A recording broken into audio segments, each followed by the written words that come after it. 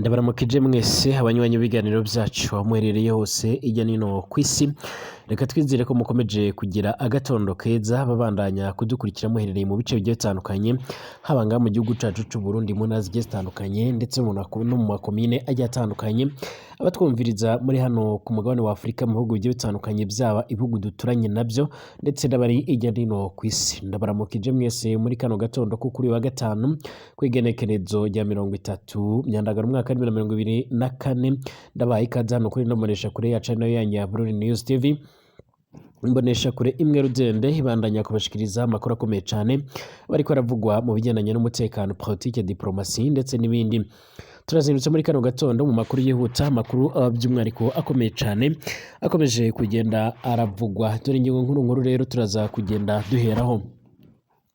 Mugenga mu gihugu c'u Burundi rero inzego z'umutekano zikomeje kugenda azinanirwa gusobanura koko niba General Guillaume Bunyoni yoba yaratorotse koko canga se yaragiye kwivuza, dore ko bamwe mu bacungera ibohero rikuru rya Gitega bavuga yuko rero ata makuru yiwe bafise, nyuma yuko hari n'abakomeje kugenda baravuga yuko rero uyu mugabo yigeze kuba umuyobozi mukuru wa polisi ngaha mu gihugu cacu c'u Burundi, ndetse akaba yaranabaye umushikiranganje wa mbere canke ministre w'intebe yaba atariko araboneka ngaha muri kino gihugu c'u Burundi. Ndetse bamwe bakanavuga yuko rero abategetsi bakomakomeye mu nzego z'igisirikare baje baranakorana nawe kuva na kera, barimo nka General Prime Niyongabo asanzwe arongoye igisirikare c'u Burundi, aribo baba baragize uruhare rukomeye cane by'umwihariko mu kuba bomuterekesha bamwe mu bacungera ibohero rikuru rya Gitega. Bavuga yuko rero hari harashyizweho gahunda ikomeye cyane yuko uyu mugabo mu rwego rwo kugira ngo hirindwe ibikorwa ibyo aribyo byose bishobora kuba byozotuma atorokeshwa cyangwa se akaba yohabwa ibindi bikoresho nk'uko byagiye biragenda. Amakuru yavugaga yuko rero hari hatahiwe kuba bomusubiza mu ibohero by'umwihariko rya Ngozi, nk'uko amakuru akomeza kugenda atugeraho abivuga. Hari amakuru akomeje kugenda aravugwa rero by'umwihariko aturuka muri ibyo bice. Amakuru akomeza kugenda aravuga yuko rero hari ibikorwa byari byaririwe ku munsi w'ejo, byaririwe nyine biravugwa mbere yuko uyu mugabo yobura, ko hari hiriwe haratunganywa nyine by'umwihariko cyangwa se haraba n'impinduka zari zirakorwa muri iryo bohero rikuru rya Ngozi, ayo hariho harakorwa ibikorwa bigiye bitandukanye byo kwategura mu rwego rwo kugira ngo uyu mugabo abe ariyo yojyana. Ni mu gihe hari amakuru yavugaga yuko rero mu bihe bigiye bitandukanye aho yabaga afungiye nga mu ibohero rikuru rya Gitega, hari abayobozi bamwe na bamwe rero bazaga kuba bashaka kuba bomusura canke bovugana nawe, ariko biza kugira kuri General Neva maze ngo atangura gutekereza uburyo rero bomwimurira mu rindi bohero. Ariko amakuru akaba avuga yuko rero bitazwi neza niba koko uyu mugabo yoba yarajyanyweyo canga se yoba yaratorotse nk'uko bikomeje kugenda bivuga. Uyu mugabo rero asanzwe yagirizwa ibyaha byinshi bikomakomeye ngaha mu gihugu c'u Burundi, aho hanavugwamo idosiye yo kuba yaragerageje kwivugana cyo gushaka kwica umukuru w'igihugu nyiricubahiro Evariste Ndayishimiye. Ariko kandi by'umwihariko bikaba bikomeje kugenda bigaragaza neza ko by'umwihariko uko byagenda kose uyu mugabo adashobora kuba yova mu bunyuru canga by'umwihariko adashobora kuba yofungurwa bigendanye n'ibyaha aregwa, bibaye ari byo koko. Icakora mu bigiye bitandukanye nyine ubushinjacyaha muri kino gihugu c'u Burundi bwagiye bukomeza kugenda bushimangira ndetse bunagaragaza neza ko by'umwihariko uyu mugabo akwiye kuba yofungwa ubuzima bwe bwose nk'uko bikomeje kugenda bigaragara. Andi makuru kandi turoza kugenda turanagarukaho cyane ngaha muri kino gihugu cacu c'u Burundi, nuko amakuru akomeza kugenda aradushikaho by'umwihariko yerekana neza yuko by'umwihariko abantu bashika ku 200 ari bo bamaze kugenda barandura ubushita bw'inkende buzwi nka monkeypox ngaha mu gihugu cacu c'u Burundi, nk'uko amakuru akomeza kugenda aradusomira. Ibi byose bikaba birimo birasunikira abajejwe amagara y'abantu ngaha muri kino gihugu c'u Burundi gukora iyo bwabaga mu rwego rwo kugira ngo bashe kuba bohangana n'ici corezo. Ariko kandi mu Rwanda RIB cyangwa urwego rw'ubugenzacyaha RIB ruzwi nka Rwanda Investigation Bureau rwafashe abigiraga abaguzi bakiba ibicuruzwa bigiye bitandukanye bibarirwa mu mamiliyoni, abo nabo babashije kuba berekanwa ku munsi w'ejo nk'uko biriko biragaragara. Abapolisi ba Kenya muri Haiti batanguye kurwanya udutsiko tw'abagizi ba nabi, ndetse by'umwihariko bakaba bakomeje kugenda baranabazengereza ku buryo bukomeye cyane. N'andi makuru yose hakomeje kugenda aravugwa muri kano gatondo ndabahaye ikaze kugira ngo tubashe kuba twayarebera hamwe. ndabashuje abadukurikira muherereye hirya no hino ku isi. Reka ngubwire ngo niba rugamije isenga rero kuri no monesha kure ya channel yanyu byonda handitse sabone kugira ngo ucurabana natwe gatanu kuri gatanu ucurabana natwe makuru n'ibiganiro tubandanya kugenda turabashikiriza. Reka mwese mbahe ikaze. Amakuru rero by'umwariko tubandanya kugenda turabashikiriza na makuru akomeye cyane yihuta, amakuru akomeje kugenda nyine aravugwa n'ibikomeje kugenda biratangazwa cyane cyane ku buzima bwa General Guillaume Bunyoni. Haraheze iminsi ishika kuri ibiri rero hari amakuru akomeje kugenda aravugwa yuko by'umwariko uyu mugabo yoba atakibarizwa nga mu gihugu cy'u Burundi. Bamwe baragenda bavuga ibintu bigiye bitandukanye, icakora natwe turacyariko turakora itohoza kugira ngo tubashe kuba twomenya neza ibiriko biraja mbere cyangwa se imvo n'imvano y'ivyo bintu byose. Hari amakuru avuga yuko rero by'umwariko uyu mugabo ngo byari byateguwe yuko yovanwa mu ibohero rikuru rya Gitega akaba yari kujyanwa muri ndi bohero rya Ngozi nk'uko bikomeje kugenda biravugwa. Ariko kandi hari amakuru yavugaga yuko rero by'umwariko ngo abandi bari bafise umugambi ukomeye cyane wo kuba bamucikisha mu gihe nyiricubahiro Everson Ndayishimiye yaramaze kugenda atahura amakuru yuko hari bamwe mu bantu bagerageza kuza kureba uyu mugabo cyangwa se bashaka kuba bavugana nawe, ariko kandi ngo abandi bakabangira mu gihe hari harashyizweho amabwiriza yuko abo mu muryango wiwe ari bo bagomba kuba bomugeraho gusa atawundi muntu n'umwe afise ubwo burenganzira. Ibyo rero byaje kugenda bituma nyiricubahiro Everson Ndayishimiye gategeka yuko uyu mugabo iyo kwimugwa akavanwa muri iri bohero rikuru rya Gitega akatsubizwa Ingozi, ndetse bikaba byari kugenda bagenda baramwimura. Icakora ngo hagomba kubanza kubaho by'umwariko gutegura aho agomba kuba ari, dore ko ashyirwa ahiswe muri VIP, ariko kandi bamwe bakanavuga yuko ahangaha ari naho hantu habi cyane yuko ngaba akomeza kugenda aragirwa nabi cyangwa se ashobora kuba by'umwariko ashobora kuba yo kwicwa. Bamwe mu bacungera iri bohero rikuru rya Gitega bavuga yuko rero uyu mugabo yabashije kuba yosohoka mu ijoro, ariko kandi asohorwa na bamwe mu bajejwe umutekano mu gihugu cy'u Burundi. Ngo atawuzi rero aho yoba yarajyanywe, niba yaragwaye cyangwa se akaba yaragiye kwivuza cyangwa se akaba yaracikishijwe nk'uko biriko bitangazwa. Mu bihe bigiye bitandukanye kandi General Prime Niyongabo yakomeje kugenda aranuganurwa yuko yaba afise uruhare mu mugambi cyangwa se mu byo byarateguwe n'uyu mugabo nawe yigeze kuba umushikiranganje wa mbere mu gihugu cy'u Burundi, ariko kandi akomeza kugenda arabihakana. Benshi bavuga yuko rero by'umwariko kwisobanura imbere ya nyiricubahiro Everson Ndayishimiye ari ibintu byoroshye cyane rero mu gihe uyu mugabo asanzwe afise ijambo rikomeye cyane mu gihugu cy'u Burundi, ariko hakiyongeraho kuba ari umwe mu bantu bafise by'umwariko umutungo ukomeye cyane cyangwa se babahegwe muri kino gihugu, ku buryo nyiricubahiro Everson Ndayishimiye nawe atapfa kugira ikintu amuvugaho cyangwa se ngo amukoreho. Gushika ubu ngubu rero by'umwariko abantu bakomeje kugenda barahera mu rungabangabo. Icakora kandi ku ruhande rwa leta ntibatobora ngo bemeze neza niba uyu mugabo yaba ahari cyangwa se adahari. Abacungiraga uyu mugabo mu ibohero rero kuri rya Gitega bavuga yuko rero aheze iminsi ishika kuri ibiri ata muntu uzi ubuzima bwiwe, kandi bakaba bemeza neza yuko ibi biriko biraba mu gihe badaherutse kubona bamwe mu bayobozi bakomakomeye mu basirikare bazaga gusa ku uyu mugabo, dore ko yari yarashizweho by'umwariko buri joro mu guhera mu masaa sita z'ijoro ko bazaga kugenda barasakasaka aho yabaga afungiye. Nyuma yuko rero hari haheze igihe bamufatanye itelefone, bakaba bari basanzwe yarafise amakenga yuko rero yokomeza kugenda araronka ibindi bikoresho bigiye bitandukanye. Ibyakomeje kugenda biratuma rero ahanga mu gihugu cy'u Burundi bakomeza kugenda baramwikeka ku buryo bukomeye cyane. Icyakora harimo abatajya umunwa bavuga yuko rero abaye yaracitse koko byaba ari akamaramaza, ndetse byaba bishika ku iherezo ry'ubutegetsi bwa nyiricubahiro Everson Ndayishimiye, mu gihe uyu mugabo yakomeje kugenda agaragaza neza kuko byagenda kose igihugu cy'u Burundi gishobora kuzabamo impinduka. Abanyagihugu benshi kandi nabo ntibatinya kuvuga yuko rero bifuza impinduka mu gihe ngaha muri kino gihugu cyane cyane mu gisagara ca Bujumbura abanyagihugu bakomeza kugenda biyamiriza ubuzima buzimbye ndetse n'ibindi bibazo bigiye bitandukanye. Bakaba bakomeza kugenda bashimanyira ndetse banagaragaza neza yuko bifuza ko nyiricubahiro Everson Ndayishimiye yova ku butegetsi agatanga imihoho, hanyuma rero hakaba hojaho abandi bategetsi basanzwe bafise ico bokorera abanyagihugu cyangwa se icyo bashaka kuba icyo bashobora kuba bokora. Ibi kandi biriko biraba mu gihe muri kino gihugu c'u Burundi abantu bakomeje kugenda bariyongera umunsi ku munsi, cane cane abakomeje kugenda barandura ubushita bw'inkende buzwi nka monkeypox. Ubu bushita rero buriko by'umwihariko buraturuka cane cane muri Repubulika Iharanira Intwaro Rusange ya Kongo. Ubu noneho ibintu bikaba bikomeje kugenda birakomerana ngaha mu gihugu c'u Burundi.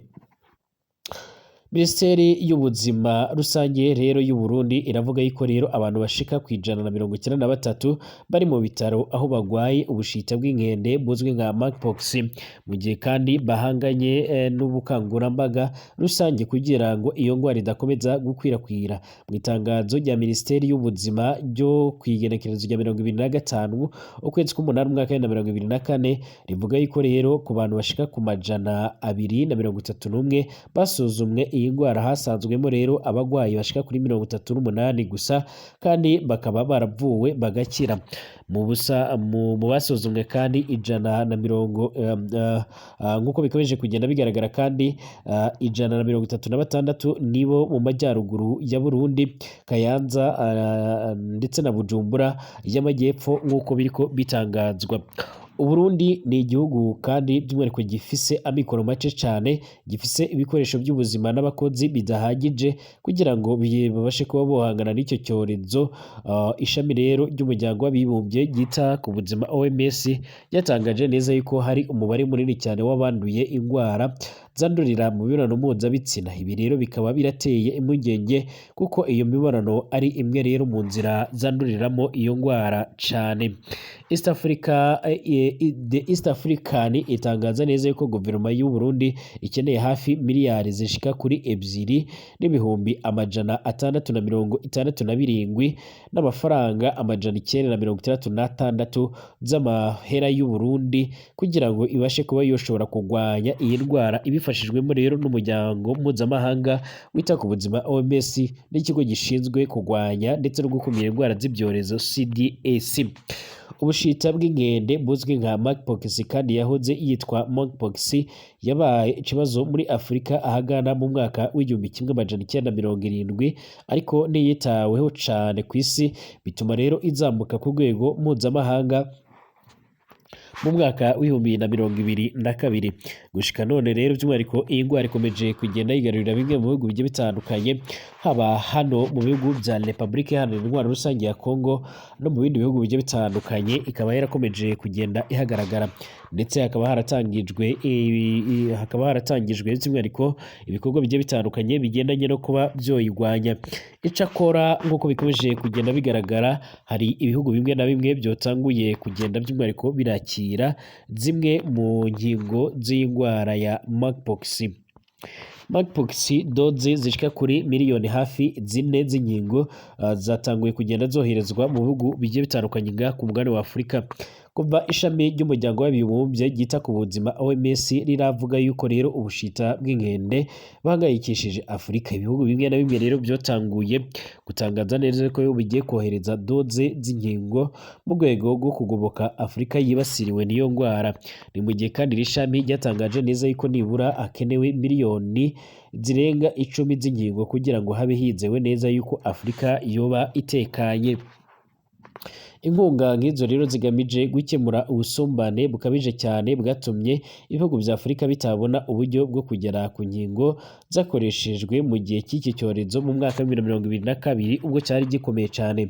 Ingingo zigiye zitandukanye zakozwe n'isosiyete yo muri Denmark ndetse na Bavaria Nordic cyangwa se isosiyete yo mu Buyapani Kim Biologique.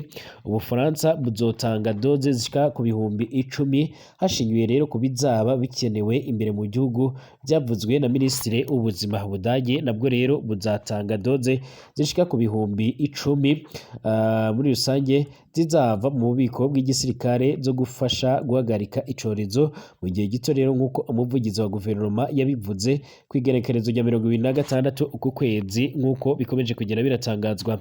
Guverinoma ya Repubulika Iharanira Intwaro Rusange ya Kongo yavuze ko rero yasabye guverinoma y'Ubuyapani inkunga ya doze zishika byibura kuri miliyoni 2, kuko rero byavuzwe n'umuyobozi wo mu rwego rwo hejuru rw'ubuzima hari kuwa kabiri. Guverinoma y'Ubuyapani mbere yari yaravuze yuko rero Kongo yarasabye doze z'inkingo itavuze umubare wazo. Espagne izotanga doze zishika ku 500 canga se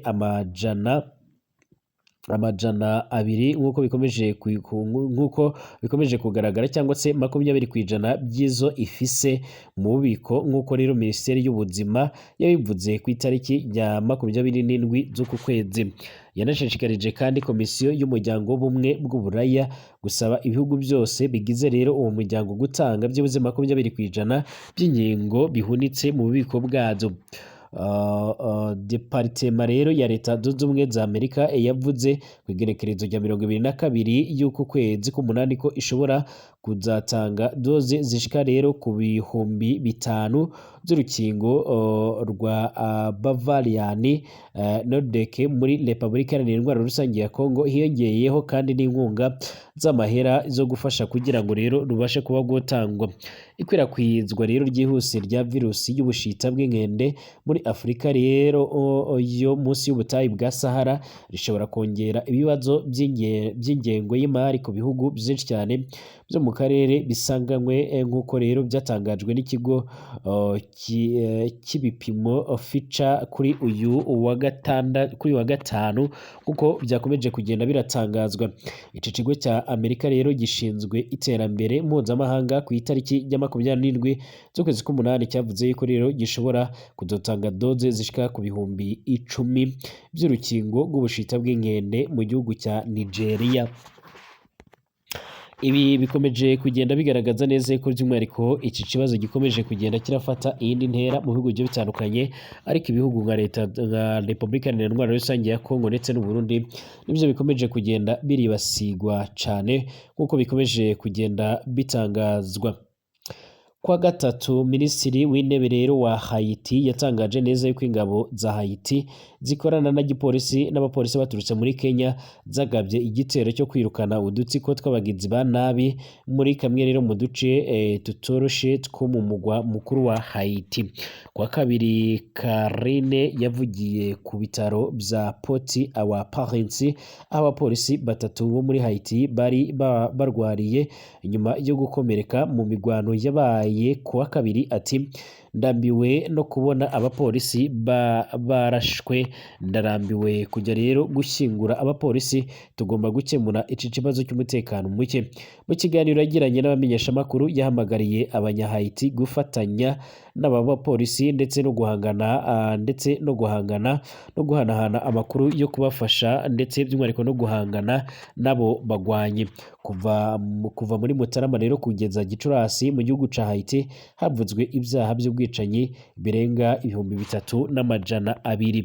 Kugeza ubu ngubu rero agatsiko k'abagizi ba nabi rero kagenzura 80% by'umugwa mukuru rero wa Haiti Port-au-Prince, byatumye rero abantu barenga 500,000 babura aho rero bakinga umusaya mu myaka yashize, mu gihe kandi ako gatsiko gakomeje kurwanira kugenzura uturere twinshi nga muri icyo gihugu. Amakuru kandi akomeje kugenda agaragara n'amakuru yandi akomeje kugenda aravugwa ku bigendanye n'umutekano, cyane cyane umutekano ku ruhande rwa Repubulika Iharanira Intwaro Rusange ya Kongo ndetse n'igihugu cy'u Rwanda. Umuyobozi w'ingabo z'u Rwanda RDF mu ntara y'Iburengerazuba Major General Eugene Nkubito ahamya yuko umutwe w'iterabwoba ubarizwa mu mashamba ya Repubulika Iharanira Intwaro Rusange ya Kongo wasize uhekuye u Rwanda. Uwo mutwe uzwi nka FDLR nta mbaraga rero ugifise ku buryo rero utaneshwa na batayo imwe rero y'ingabo z'u Rwanda RDF. Ibi ngibi rero yabigarutseho ku wa gatatu hari ku igenekerezo rya 28 kandi mu mwaka 2024 aho yijeje abikorera bo mu karere ka Rubavu barimo rero bishimira ibyo bagezeho ko umutekano w'igihugu udadiye, abasaba gukora cyane bagateza igihugu imbere ndetse bakarushaho rero guharanira guhindura isura y'umujyi wa Rubavu ndetse n'akarere kunganira umujyi wa Kigali. Ati ubundi FDLR rero na batayo imwe ya RDF, ariko niyo baba rero batanu bashobora guteza ibibazo bakica umuturage bagasahura ibyabo. Ariko rero impamvu bakiri rero hakurya nuko tutahashinzwe, ariko nubwo rero bariyo bakaba baranaduhigiye kenshi. Njyewe nk'umuyobozi w'ingabo mu ntara y'Iburengerazuba ndabaha icyizere nk'abikorera ko umutekano w'igihugu udadiye, muhumure mukore ibyo mukora muratekanye. Nk'umugaba w'ingabo rero w'ikirenga Paul Kagame nawe abivuga, nawe akomeza kugenda arabivuga, nawe akaba yaje kugenda avuga ati reka mbishimangire, akomeza asaba abikorera rero kudacika intege ngo bareke gukora kubwo kubeshywa ko FDLR yabonye imbaraga nyinshi cyane, kubera ko rero ishyigikiwe na Perezida wa Repubulika Iharanira Intwaro Rusange ya Kongo. Iyo hariho rero intambara habaho rero kuyobya abikorera bakareka gukora ngo bari kureba aho bigana, nk'uko bikomeza kugenda biratangazwa mu mpanuro yabahaye. Kandi abikorera muri aka karere ka Rubavu yagarutse ku kuba rero bose bakwiye kujyanamo ngo ntibazarinde umutekano w'igihugu, nibagaruka babure rero ibyo abikorera bakoze, kuko rero ibikorwa ari byo bivuga kurusha amajambo y'abashaka gusenya ibyo igihugu cogezeho. Ku itariki ya 18 Gashyantare umwaka wa 2024 guverinoma y'u Rwanda yari yagize ikitangaza ku ngamba zayo ziriho n'izo umutekano. Mu itangazo ryoshyizwe hanze rero na Minisiteri y'Ububanyi n'Amahanga y'u Rwanda ryavuze yuko rero u Rwanda ruhangayikishijwe bikomeye cyane n'imyitwarire ya guverinoma ya Kongo ikomeje kwirengagiza amasezerano ya Rwanda ndetse na Nairobi, ndetse n'imyitwarire ya ntibindeba ikomeje kugaragazwa n'umuryango mpuzamakungu ku bikorwa by'ubushotoranyi bya RDC. Ryagiraga riti mu minsi iheze RDC yongereye ku buryo bugaragara ibikorwa bya gisirikare mu ntara ya Kivu y'Amajyaruguru binyuranyije n'imyanzuro yemejwe mu nama zigiye zitandukanye zo mu karere, kandi bigaragara ko intego z'ibyo bikorwa rero ari ukwirukana ku butaka bwa RDC umuhari wa M23 ndetse n'abasivile b'abanyekongo bavuga ikinyarwanda bagatatanira rero mu bihugu byo mu karere. Ibi bikorwa rero RDC bifatanyamo n'umuhari wa FDLR wagize uruhare muri jenoside yakorewe abatutsi mu Rwanda mu mwaka w'1994. Imvugo zihembera urwango n'ivanguramoko bikomeje kuba iturufu rero y'abanyepolitike ba leta iyobowe na Tshisekedi, kandi ibikorwa by'ivanguramoko, itoteza, ifunga ndetse n'ubwicanyi bikomeje kuba akamenyero. Umuhari rero wa FDLR ukorana byeruye cyane n'ingabo za RDC zizwi nka FARDC, nk'uko rero byakomeje kugaragazwa na raporo y'impuguke za ONU. Ibi byose rero by'umwihariko bibangamiye umutekano w'u Rwanda. Kubera ibyo bibazo rero byose kandi u Rwanda ntirwahwemye kugaragaza aho rero ruhagaze ku kibazo cya M23, aho kigomba gukemurwa rero binyuze mu nzira za politike, bigakorwa n'abanyekongo ubwabo. Ntabwo u Rwanda ruzongera rero kwemera yuko ikibazo cya RDC cyambuka imbibi kikaza ku butaka bw'u Rwanda. Abayobozi ba leta n'abagisirikare muri RDC harimo rero na perezida wabo ubwe rero ntibahwemye gutangaza ku mugaragaro icifuzo cyabo cyo gutera igihugu cy'u Rwanda bagahindura ubuyobozi bakoresheje imbaraga. U Rwanda ntirushobora rero kujenjekera amajambo nk'ayo ngayo, ari nayo mpamvu rero rwashize imbaraga mu mutekano wago. Leta zunze ubumwe za Amerika mu kubuza ahari mu mwaka w'2001 rero niyo yashyize FDLR yari izwi nka Alia interahamwe ku rutonde rw'imihari y'iterabwoba. Mu nyuma yaho rero uyu muhari wiciye ukanafata ku ngufu rero ba mukerarugendo 8 barimo rero abanyamerika bashika kuri babiri mu gace ka Bwindi muri Uganda kwirengagiza ibyo ugafata rero umuhari w'abajenosideri wa FDLR nk'umuhari usanzwe rero witwaje ibigwanisho wemejwe n'ibihugu byo mu karere. Guverinoma RDC ikaba ikomeje kugenda ikorana nabo. Ni igikorwa rero cyakomeje kugenda kigaragazwa nk'aho ari igikorwa kibabaje, nyamara usibye n'ibyo ngibyo rero gushika none igihugu ca Repubulika Iharanira Intwaro Rusange ya Kongo gikomeje kugaragaza neza yuko coba cyiteguye guhangana n'igihugu c'u Rwanda. U Rwanda rwakomeje kugenda rugaragaza neza yuko rero ruzokomeza guhangana, ndetse by'umwihariko ruzokomeza kugenda by'umwihariko ruracunga umutekano w'abanyagihugu ndetse n'ubusugire bw'igihugu c'u Rwanda.